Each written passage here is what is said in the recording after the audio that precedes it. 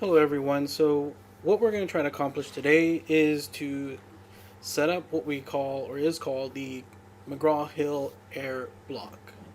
I found a lot of this information through the help from our distance education department and also through this Connect Success Academy from McGraw Hill Connect.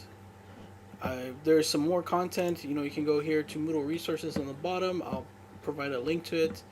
I am using this instructor gateway campus block here.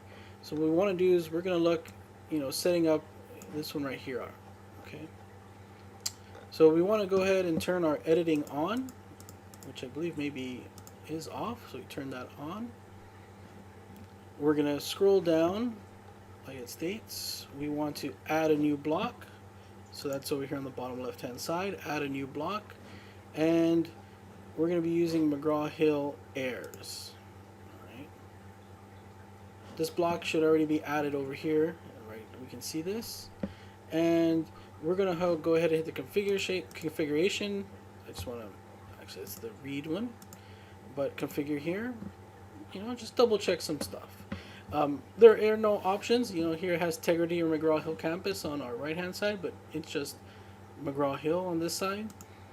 We have the course to be generated. It says any type of course main page. Where you want it, it's on the right defaulted. Default weight is 2.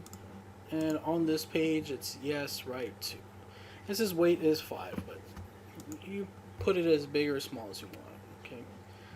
I have it there. When you make your introduction video, you can go ahead and point it out. It's probably a good recommendation. And that's it for now. Thank you.